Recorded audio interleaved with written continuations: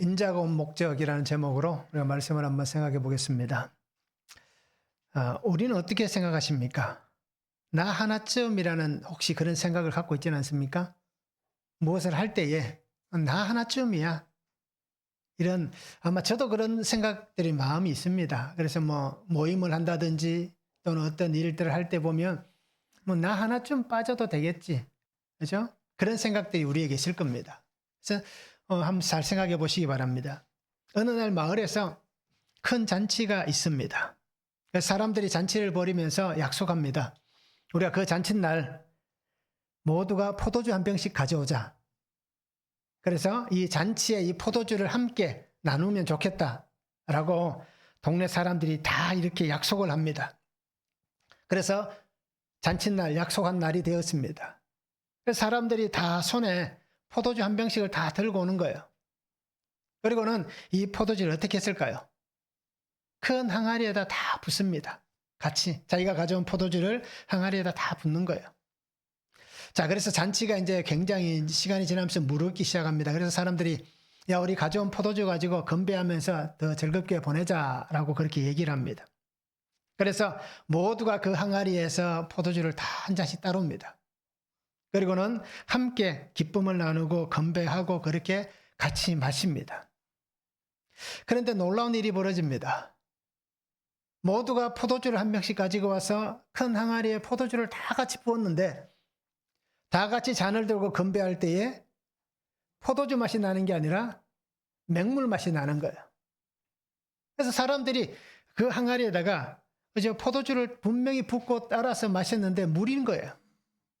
그래서 알고 보니까 어떤 일이 있었냐 하니까 동네 사람들이 나 하나쯤 안 가져가도 괜찮겠지라고 하는 거예요. 나 혼자인데 어때? 그래서 포도주 병에다가 물을 담아가는 거예요. 그래서 나 하나쯤이야 하는 마음으로 다 같이 그렇게 동참한 겁니다. 그런데 그 중에 포도주를 가져오신 분도 있겠죠. 그런데 물이 양이 더 많으니까 이게 포도주가 그냥 물맛이 나는 거예요. 자, 이렇듯 사람들은 가끔씩 이렇게 나 하나쯤이야 라는 생각들을 합니다. 그러다 보면 어떤 일이 벌어질까요? 그러다가 관계가 깨어질 수도 있고요. 환경이 무너질 수도 있고 또는 신앙도 그죠? 무너질 수 있는 거예요. 만약에 12명의 제자가 다 나 하나쯤이야 라고 생각하면서 가룟 유다와 같이 행동하고 그죠? 베드로와 같이 그렇게 행동했다면 과연 어떤 일이 벌어졌을까요? 우리가 아마 생각해도 상상해도 참 그저 보기 안 좋은 그런 상상일 겁니다. 마찬가지입니다. 우리는 그리스도인입니다. 그러기에 그리스도인으로서 살아가는 삶의 자리가 정직해야 되고 진실돼야 됩니다. 그래서 내가 얼마나 하나님 앞에서 정직하고 진실하는 것은 당연한 거잖아요. 그런데 우리가 사람들 앞에서 가족들 앞에서 정직하지 못하고 진실되지 못할 때가 참 많을 거예요. 또 뭐 우리가 사회생활을 하기 때문에 내가 속해 있는 어떤 그룹에서 그럴 수도 있을 거예요. 그러기 오늘 우리는 그리스도인으로서 그죠? 더 정직하고 더 진실되게 그렇게 우리의 삶을 살아가면 참 좋겠습니다. 오늘 말씀을 한번 보시기 바랍니다. 삭개오는 예수님을 보기 위해서 돌 무화과 나무 위에 올라갑니다. 그런데 예수님께서 삭개오에게 오셔서 얘기합니다. 속히 내려오라. 내가 오늘 내 집에 유하여야겠다라고 얘기합니다. 그래서 그 예수님을 만난 삭개오가 어떻게 합니까? 큰 결단을 합니다. 그런 거에게 예수님은 오늘 구원이 이 집에 이르렀다 라고 그렇게 선포를 하십니다. 자, 예수님께서 오신 목적은 첫 번째는 간절함으로 만남의 자리로 나아가게 하시기 위해서입니다. 1절에서 4절입니다. 예수께서 여리고로 들어가 지나가시더라. 삭개오라 이름하는 자가 있으니 세리장이요 또한 부자라. 그가 예수께서 어떠한 사람인가 하여 보고자 하되 키가 작고 사람이 많아 할 수 없어 앞으로 달려가서 보기 위하여 돌 무화과 나무에 올라가니 이는 예수께서 그리로 지나가시게 되밀어라 말씀합니다. 자, 여리고를 예수님이 지나가시는 거예요. 왜? 예루살렘으로 가셔야 되기 때문에. 자, 그 과정 가운데에 한 사람을 보게 됩니다. 근데 오늘 성경이 뭐 삭개오라고 이름합니다. 삭개오라는 이름의 뜻은 순전하다, 의롭다, 이런 뜻을 가지고 있습니다. 순결하다, 이런 뜻을 가지고 있습니다. 그런데 그 다음에 삭개오를 어떻게 소개합니까? 이는 부자다, 세리장이다 라고 이렇게 소개를 하고 있습니다. 자, 이 이스라엘 땅에 여러 군데의 어떤 이런 세관이 있었습니다. 우리로 얘기하면 부산에 세관이 있잖아요. 그렇듯 가버나움에도 있고 또 이 여리고에도 세관이 있습니다. 왜 여리고에 세관이 있느냐? 예루살렘으로 들어가는 관문이기 때문에 그곳에서 세관이 있으면서 사람들에게 세금을 받기도 하는 겁니다. 자, 그런데 오늘 이 삭개오가 야, 우리 동네에 예수님이 오신다더라. 예수님이 왔다라는 소리를 듣게 되는 거예요. 그래서 이 삭개오가 자, 예수님이 어떠한 분인가? 오늘 성경에도 그렇게 얘기합니다. 어떠한 분인가 하여 보고자 하되라고 얘기하는 거예요. 소문을 참 많이 들었습니다. 그런데 정말 그 예수님이 그 소문과 같은 사람인지 그것이 보고 싶어서 그것이 궁금해서 삭개오가 나아갑니다. 그런데 뭐 오늘날 우리가 아이돌이나 스타가 오면 어떻습니까? 그 주위에 사람들이 엄청나게 모이잖아요. 자, 그런 모습이 예수님 시대에도 있었습니다. 2000년 전에도 아이돌 같은 굉장히 이런 어떤 효과라는 표현은 좀 그렇지만 굉장히 많은 사람들에게 이러한 영향력을 펼치는 예수님이 모습이 있었습니다. 자, 그런데 사람들이 너무 많은 거예요. 그럼 오늘 성경에서 얘기하는 건 뭔 얘기입니까? 삭개오는 키가 작다라고 얘기합니다. 그죠? 그 사람에 대해서 설명하면서 키가 작다라고 설명하고 있는 거예요. 부자고 세리장이고 키가 작다라는 특징을 소개를 합니다. 자, 예수님은 보고 싶어요. 그런데 키가 작은 겁니다. 그럼 어떤 일이 벌어집니까? 아무리 뒤에 가서 보려고 해도 앞에 키 큰 사람이 있으니까 덩치가 좋은 사람들이 있으니까 보이지 않는 겁니다. 사람들이 앞으로 이렇게 지나가도록 허용을 하지 않습니다. 왜 세리장이니까 사람들이 싫어하는 거, 왜 너 여기 왜 왔냐라고 얘기하는 거예요. 그러니 이 삭개오가 어떻게 합니까? 예수님께서 이 길을 따라서 이렇게 지나가시면 저쪽으로 지나가시겠다. 그래서 그가 돌 무화과 나무에 올라가는 겁니다. 자, 우리가 한번 생각해 보시기 바랍니다. 제가 이 말씀을 준비하면서 저도 키가 작은 편입니다. 그런데 키 작은 사람들의 입장에서 한번 생각을 해봤어요. 키 작은 사람이 나무에 올라간다. 어떻습니까? 누군가가 도와주면 그래도 쉽게 올라갈 수 있잖아요. 그죠? 들어서 올려준다든지 여러 가지 방법을 쓰면 쉽게 올라갈 수 있습니다. 그런데 키 작은 사람이 나무에 올라간다는 것 결코 쉽지 않습니다. 그런데 이 삭개오는 어떻습니까? 그 나무 위에 올라간 거예요. 자, 어떻게 보면 신체 구조상 불편합니다. 그럼에도 그가 왜 그 나무 위에 올라갔습니까? 내가 이대로는 볼 수 없으니 이 나무 위에라도 올라가야만 예수님을 볼 수 있겠다는 겁니다. 그러니 그 간절함 때문에 삭개오가 그 나무 위에 올라갈 수 있었습니다. 자신의 신체를 극복하면서 올라갈 수 있었습니다. 자, 우리는 삭개오에 대해서 여러 가지 말들을 참 많이 합니다. 그런데 이 삭개오를 한번 자세히 살펴보시기 바랍니다. 자신이 선택해서 살아온 삶의 길입니다. 세리장이 된 것, 세리가 되었던 것, 결국은 자기가 선택한 길입니다. 세상에서 성공하고 싶어서, 세상에서 삶을 행복하게 살아가고 싶어서, 내가 할 수 있는 일이 뭔가? 그도 아마 젊은 나이에 굉장히 고민을 많이 했지 않겠습니까? 그런데 그가 내린 결론은 무엇입니까? 내가 이 직업이라도 가져서 내가 성공해야겠다. 내가 행복하게 살아야겠다. 우리 부모님 세대 같으면 어떻습니까? 내가 헐벗고 못 먹고 살았으니 우리 자식들은 그래도 잘 먹고 살게 해야겠다. 라는 그 마음이 있지 않겠습니까? 그래서 이 삭개오는 이 선택한 길을 통해서 어떻게 보면 세관장이잖아요. 그러면 자신의 꿈을, 삶의 목표를 이룬 사람이다라고 볼 수 있습니다. 한 가지를 얻었으면 또 어떤 일이 벌어집니까? 한 가지를 잃는 일이 생깁니다. 로마의 어떻게 보면 앞잡이잖아요. 로마라는 큰 나라에 그죠? 속해서 자기 동족을, 자기 형제를, 자기 이웃을 못 살게 하고 괴롭히는 겁니다. 우리가 알듯이 세리들이 세금을 거둘 때 어떻게 거둡니까? 정해진 세금만 거두지 않았습니다. 예수님이 그렇게 얘기하셨으니 정해진 것만큼만 거두면 큰 문제는 되지 않을 거예요. 그런데 어떻게 합니까? 세리들은 세금을 더 거둬야 됩니다. 왜요? 자기도 남아야 되고 또 세리장에게도 줘야 되고 그리고 정해진 세금을 납부를 해야 되기 때문입니다. 그러면 자신이 이 직업을 통해서 잘 살려면, 빨리 성공하려면 어떻게든 착취를 많이 해야 됩니다.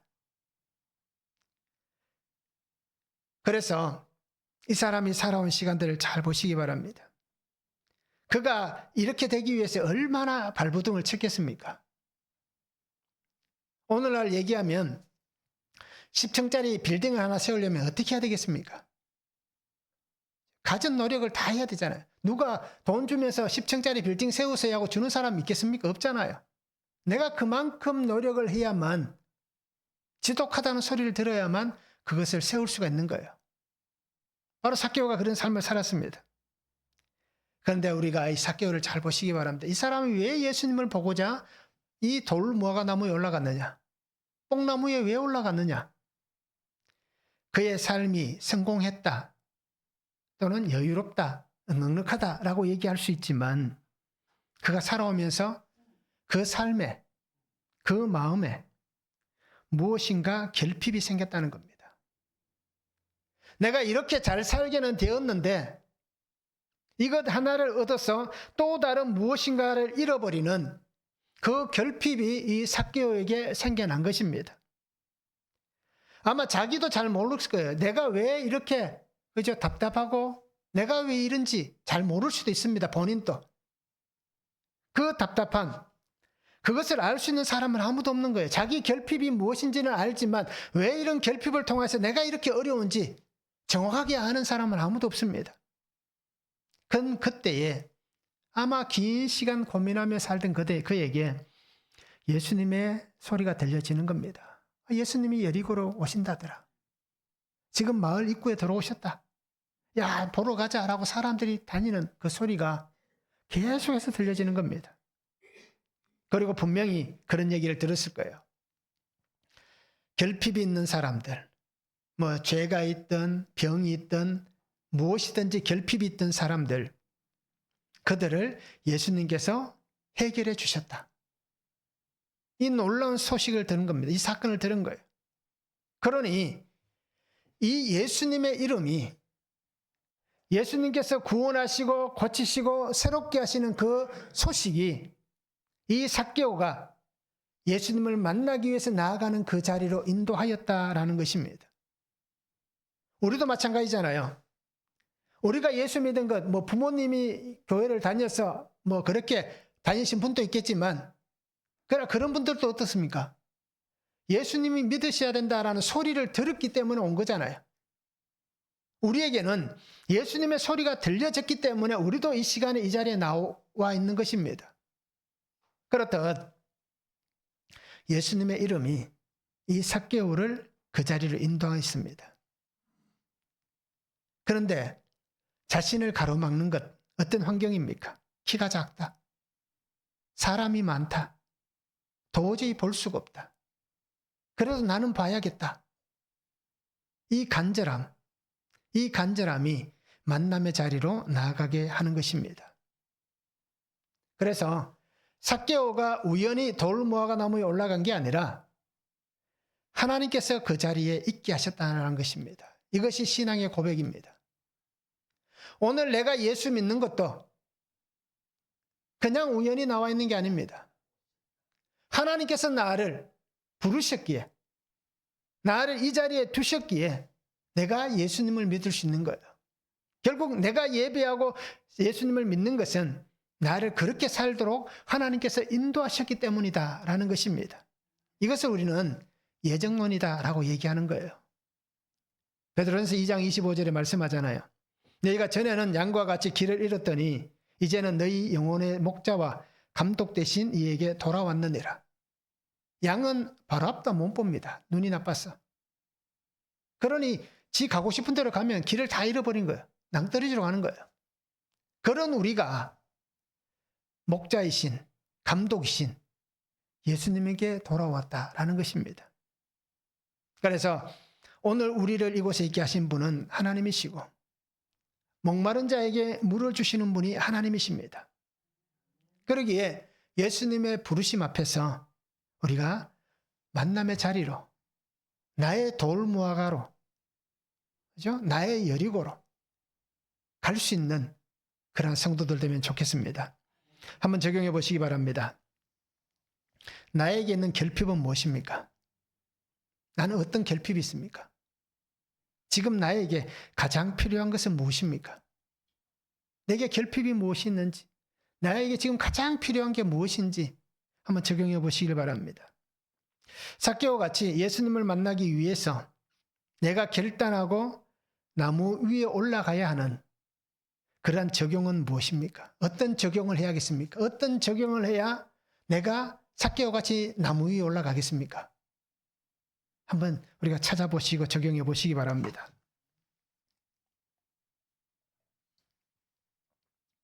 두 번째는 함께 머무는 삶이 되게 하십니다. 5절에서 7절입니다. 예수께서 그곳에 이르사 쳐다보시고 이르시되 삭개오야 속히 내려오라. 내가 오늘 내 집에 유하여야 하겠다. 급히 내려와 즐거워하며 영접하거늘 무사람이 보고 수군거려 이르되 저가 죄인의 집에 유하러 들어갔도다 라고 말씀합니다. 자, 예수님은 이 간절함을 통해서 자신을 만나보기 원하는 그저 그 사람에게 찾아오시는 거예요. 예수님이 모르고 그냥 우연히 지나가다가 그저 그냥 목이 아파서 하늘을 한번 쳐다보다가 저 나무 위에 올라가 있는 삭개오를 본 게 아닙니다. 야, 너 거기서 뭐하냐? 라고 얘기하시는 게 아니에요. 위험하니 내려오라 얘기하는 게 아닙니다. 예수님은 이미 삭개오를 만나기 위해서 그곳에 오신 거예요. 우물가에 예수님이 가셨던 이유는 뭡니까? 그 사마리아 여인, 그 땡볕에, 그죠? 낮 12시에, 1시에, 그 사마리아 여인을 만나기 위해서 예수님께서 그 우물가에 앉아 계시는 거예요. 그냥 간 게 아닙니다. 이렇듯 예수님은 자신을 보기 위해 나와 있는 그 사람을 예수님께서 직접 찾아오시는 거예요. 그러면서 그 삭개오를 쳐다봅니다. 나를 쳐다보는 예수님, 그 눈과 위에서 내려다보고 있던 삭개오, 두 눈이 마주칩니다. 과연 어떤 감정이 생길까요? 아마 이런 감정하고 또 다르겠죠. 내가 사랑하는 사람을 만났습니다. 그래서 그 사랑하는 사람을 만났을 때에 그를 쳐다보는 그 눈빛, 서로의 눈빛이 어떻습니까? 옆에 계신 부부끼리 한번 쳐다보시기 바랍니다. 옛날에 사랑할 때 그 눈빛으로 쳐다볼 수 있는지. 과연 그 눈빛이 어떤 눈빛일까요? 예수님의 눈빛과 삭개오의 눈빛. 정말 저는 어떻게 보면 상상이 안 되는 거예요. 왜요? 예수님이 직접 눈으로 본 적이 없으니까. 그런데 오늘 예수님께서 그를 바라보시면서 어떻게 합니까? 삭개오야 라고 부르시는 거예요. 자기를 바라보시면서 예수님께서 삭개오야 라고 부르시는 거예요. 자, 이 감정을 우리가 어떻게 표현할까요? 예수님께서 내 이름을 어떻게 알지? 그죠? 우리 여자분들은 어떻습니까? 결혼하고 나면 이름이 사라지잖아요. 뭐라고 불러집니까? 누구 엄마. 그죠? 누구 댁. 서울에서 이사 왔으면 서울댁. 그죠? 부천에서 왔으면 부천댁. 그렇게 부르는 거예요. 평생을 그렇게 불리는 겁니다. 그래서 저는 이렇게 말씀을 한번 드리고 싶은 건 저희 사모님을 이름으로 부릅니다. 늘. 여보라고도 안 불러요. 그냥 자기라고 할 때는 있지만 그냥 가끔 이름을 불러줍니다. 왜냐하면 결혼하고 오면 여자분들은 이름이 사라져버려요. 그래서 저는 이름을 불러주고 그렇게 합니다. 뭐 이게 뭐 잘하는 건지 잘못한 건지 모르겠어요. 나이가 들어가면서 이제 이게 보기에 좋은지 나쁜지는 모르겠습니다. 그런데 자기를 부르는 예수님, 형제들도 같은 동네 사람들도 자기 이름을 불러주지 않았을 겁니다. 삭개오를 누가 삭개오로 불렀겠습니까? 저 매국노, 저 나쁜 놈, 앞잡이.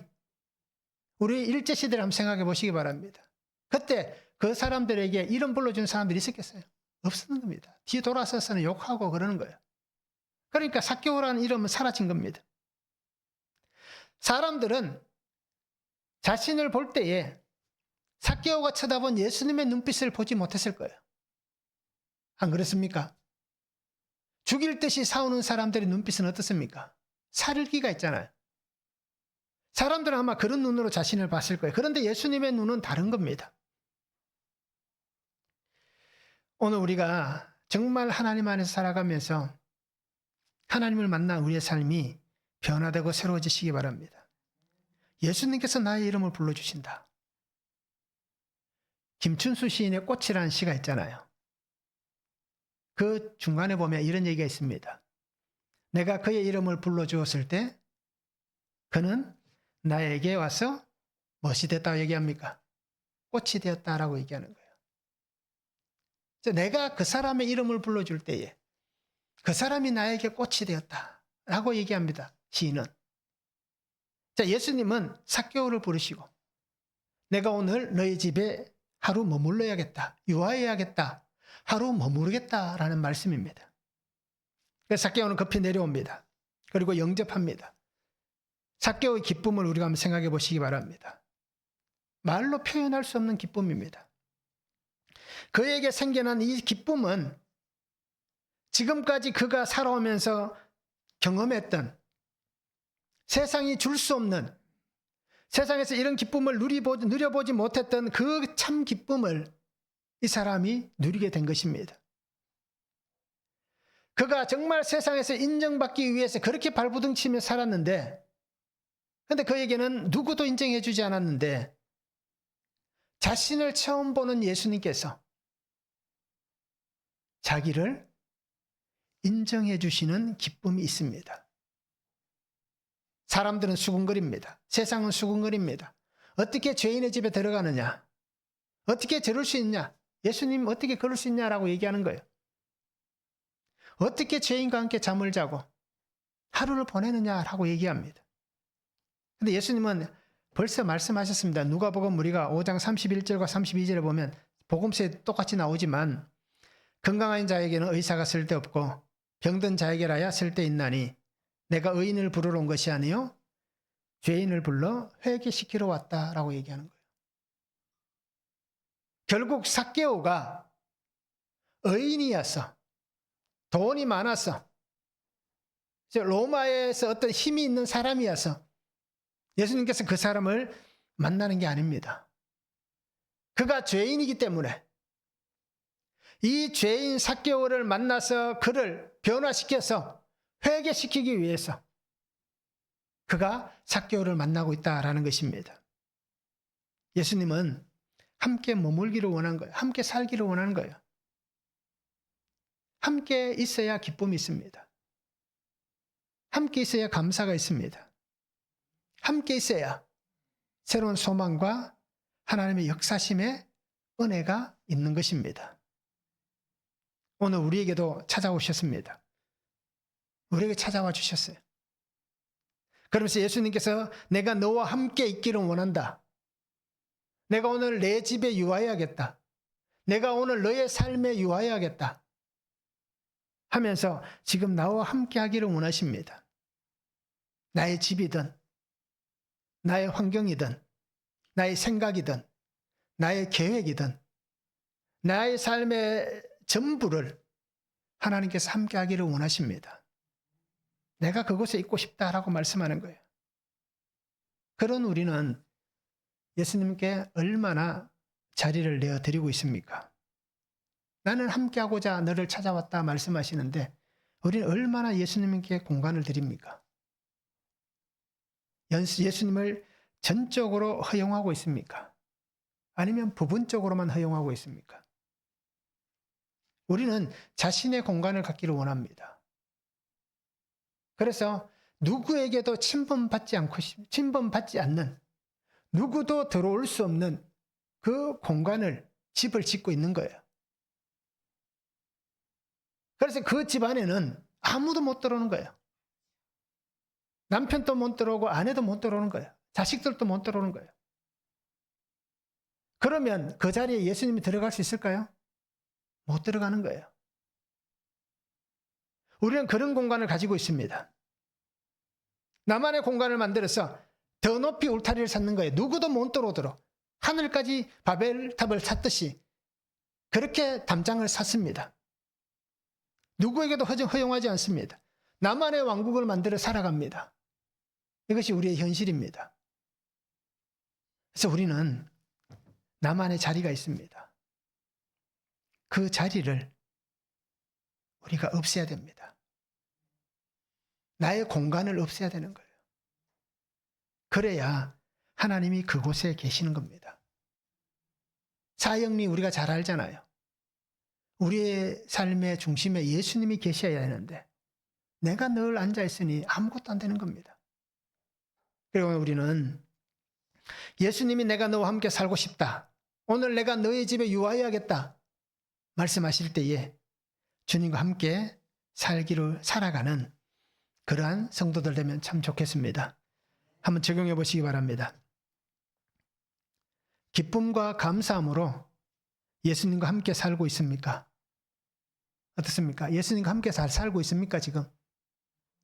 예, 참 적용해 보시기 바랍니다. 내가 만든 왕국, 허용하지 않는 공간, 무엇이 있습니까? 나는 절대 이것만은 하는 게 있잖아요. 그런 것들이 다 있다고 말씀을 드렸습니다. 과연 그게 무엇인지 우리가 적용해 보시고 그것을 어떻게 해야 될지도 적용해 보시기 바랍니다. 세 번째는 구원의 자녀가 된 삶을 살아가게 합니다. 8절에서 10절입니다. 삭개오가 서서 주께 여짜오되 주여 보시옵소서 내 소유의 절반을 가난한 자들에게 주겠사오며 만일 누구의 것을 속여 빼앗은 일이 있으면 네 갑절이나 갚겠나이다. 예수께서 이르시되 오늘 구원이 이 집에 이르렀으니 이 사람도 아브라함의 자손임이로라. 인자가 온 것은 잃어버린 자를 찾아 구원하려 함이니라 라고 말씀합니다. 예수님은 분명한 목적을 가지고 찾아오신 거예요. 자, 그런데 오늘 삭개오를 보시기 바랍니다. 예수님을 만난 이 삭개오가 이제 나무 위에서 내려와서 그죠? 그 자리에서 또는 집에서 그렇게 고백하는 거예요.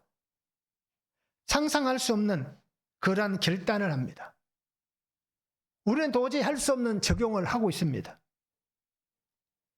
사람들 앞에서 이제 내가 얼마나 나쁜 놈이었는지, 내가 얼마나 사람들을 힘들게 했는지를 다 얘기하는 거예요. 자신을 고백하는 겁니다. 이런 적용 쉽지 않습니다. 예수님께서 뭐라고 얘기하지도 않았습니다. 너 부자인데 좀 내놔라. 좀 같이 좀 쓰자. 같이 좀 살자. 그렇게 말씀하시지 않았습니다. 그런데 삭개오가 어떻게 합니까? 내 소유의 절반을 팔아서 가난한 사들을 도와주겠습니다. 얼마인지도 몰라요. 이 사람이 재산이. 그런데 자기 재산의 절반을 팔겠다고 얘기합니다. 그리고 누구에게 속여 빼앗은 일이 있으면 아마 속여서 빼앗은 일이 참 많을 거예요. 그런데 어떻게 한다고 얘기합니까? 4배로 갚겠습니다 라고 얘기하는 거예요. 어떻게 보면 이 삭개오는 율법에 나와 있는 대로 아니면 율법보다 더 그렇게 적용을 하고 있습니다. 우리가 알듯이 레위기 6장이나 민수기 5장, 출애굽기 22장에서 보면 이런 율법이 나오는 거예요. 그것에다가 5분의 1을 더해서 갚으라고 얘기하는 거예요. 5분의 1. 1,000원이면 얼마입니까? 200원을 더해서 갚는 거예요. 이것이 율법에서 얘기하는 겁니다. 갚아줄 때에. 그리고 만약에 짐승을 가지고 보상하게 되면 손은 4배. 그죠? 그리고 5배, 2배 상황에 따라서 그렇게 적용을 했습니다. 율법에는. 그런데 이 삭개오는 어떻게 보면 율법을 적용하고 있고 아니면 율법을 더 넘어서서 적용을 하고 있다라는 것입니다. 자, 세리로서 세리장으로 살면서 얼마나 악을 저질렀는지 고백하면서 사람들이 다 듣고 있습니다. 예수님 앞에서 솔직하게 얘기하지만 둘이 있을 때 조용하게 얘기하는 게 아니라 바깥에서 동네 사람들이 듣든지 말든지 그냥 얘기하는 거예요. 그러면 분명히 그 얘기를 들었던 사람들은 찾아올 겁니다. 너 그때 나한테서 이만큼 가져가지 않았냐라고 얘기할 거예요. 왜 이런 일이 벌어집니까? 예수님 하신 말씀같이 구원의 자녀가 되었기 때문입니다. 구원이 그에게 임하였기 때문입니다. 구원이 임하였으니 하나님의 자녀로 삶이 회복된 겁니다. 누구도 그를 어떻게 보면 예수님같이 이렇게 대하지는 않았지만 이런 일이 일어날 줄은 아무도 몰랐습니다. 그런데 상상할 수 없는 일이 났습니다. 예수님께서 삭개오가 그렇게 하시겠다고 해서 너도 아브라함의 자손이다 이렇게 얘기하셨을까요? 아닌 거예요. 이미 그는 아브라함의 자손인 거예요. 하나님 주신 구원을 받은 것입니다. 자신의 삶을 돌이키고 하나님께서 원하시는 그 삶을 살아가는 삭개오 같이 오늘 우리도 그런 하나님의 자녀가 되면 좋겠습니다. 삭개오는 예수님께서 찾으시기를 원하셨던 그 한 사람이었습니다. 오늘 나도 예수님께서 찾으시기를 원하시던 그 한 사람이었습니다. 그러니 예수님께서 그 십자가에서 피 흘려 죽으신 것이 나를 살리기 위해서, 나를 찾기 위해서 예수님께서 그 십자가에서 피를 흘려 주신 것입니다. 그리고 내가 그 은혜 안에서 거룩을 입은 하나님의 자녀가 된 것입니다. 그러니까 오늘 우리 성도님들이 내가 걸어가고 있는 이 길이 잘못되었다면 돌이키시기 바랍니다. 내 생각이 잘못되어 있다면 생각을 돌이키시기 바랍니다. 하나님께서 기뻐하시지 않는 그러한 삶의 자리가 있다면 하나님이 기뻐하시는 자리로 돌이키시기 바랍니다. 이것이 내가 구원의 자녀가 되는 삶을 살아가는 것입니다. 구원을 받았음에도 하나님 주신 그 은혜를 받았음에도 여전히 우리가 변하지 않는 그 삶을 살아간다면 하나님이 주신 그 구원의 기쁨이 우리에게는 없는 겁니다. 하나님께서 하시면 우리도 그렇게 바뀌어져 가야 되는 거예요. 이것을 우리가 잊지 않았으면 좋겠습니다. 베드로전서 2장 10절에 말씀하잖아요. 너희가 전에는 백성이 아니더니 이제는 하나님의 백성이요 전에는 긍휼을 얻지 못하였더니 이제는 긍휼을 얻은 자니라. 백성이면 백성답게, 자녀면 자녀답게, 제자면 제자답게 그렇게 살아갈 수 있는 삶이 되면 좋겠습니다. 그래서 이 삭개오가 자신을 그렇게 보여주고 사용한 것 같이 우리도 하나님의 사용하시는 자리에서 내 치부가 드러나도 괜찮습니다. 내 약점이 보여줘도 괜찮은 거예요. 세상 사람들은 조그만 것이라도 누가 내 약점을, 내 치부를 얘기하면 절규하고 엄청나게 화를 내고 싸우잖아요. 그런데 우리 그리스도인들은 어떻습니까? 내가 먼저 내 약점을 드러내고 내 치부를 드러내는 거예요. 이것이 우리가 얘기하고 있는 약재료라는 표현입니다. 나를 드러내는 거예요. 그러면서 내가 드러남으로 또 다른 사람을 돕고 살릴 수 있도록 그에게 우리가 약재료가 되어야 하는 것입니다. 그래서 우리는 삶을 정직하게 또 거짓 없이 하나님 사용하시는 귀한 도구가 되면 참 좋겠습니다. 그래서 삭개오가 돌 무화과 나무에 올라갔듯이 우리는 이제 나무 위에 올라가면 안 됩니다. 우리는 십자가를 지어야 됩니다. 이제 십자가 안 지고 길바닥에 내팽개치고 나무 위에 올라가면 안 됩니다. 삭개오는 그때 당시 삭개오에게 나무 위에 올라가는 것이 허용이 되지만 오늘 우리에게 허용되는 것은 십자가를 지는 것이 허용되었습니다. 그러기에 십자가를 지시기 바랍니다. 그래서 구속의 은혜를 입은 거룩한 자녀로서 세상 가운데에 아름다운 믿음을 보여줄 수 있는 그런 성도가 되면 참 좋겠습니다. 한번 적용해 보시기 바랍니다. 나의 삶에서 믿음으로 결정하고 결단해야 될 것은 무엇입니까?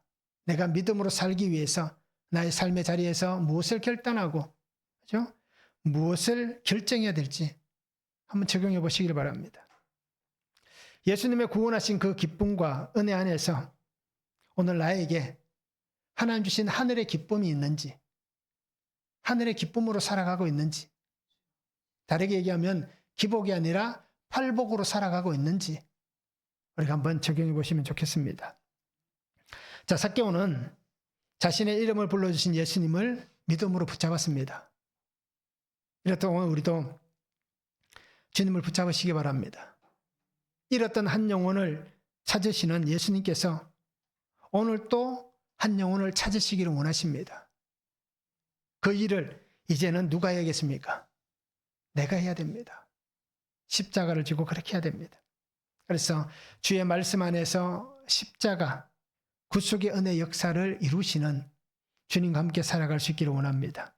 그래서 자녀가 되시고 백성이 되어서 인정받고 하나님의 주신 이 놀라운 사랑과 은혜 안에서 우리가 신실한 복음에 정인된 그 아름다운 삶을 살아갈 수 있기를 주님의 이름으로 축원합니다. 사랑의 아버지 하나님, 오늘도 우리에게 주신 말씀을 바라보고 주의 말씀을 의지합니다. 성령 하나님, 새 일을 행하여 주시고 새 일을 행하여 주시옵소서. 삭개오를 찾아와 주셨고 만나 주셨고 그에게 놀라우신 하나님의 은혜를 선포해 주셨습니다. 삭개오도 자신을 찾아오신 그 예수님을 기쁨으로 고백하며 하늘의 위로와 하늘의 은혜를 받고 정말 그의 삶에 누구도 상상할 수 없는 놀라운 적용을 하게 됩니다. 이렇다 오늘 우리 모든 성도들 우리의 삶의 자리에서 항상 주님과 함께 살아가며 믿음으로 고백하며 믿음의 아름다운 적용을 통하여서 믿음의 길, 이 십자가의 길을 우리가 신실하게 걸어갈 수 있는 귀한 은혜와 복을 다하여 주시옵소서. 감사를 드리며 예수님의 이름으로 기도하옵나이다. 아멘.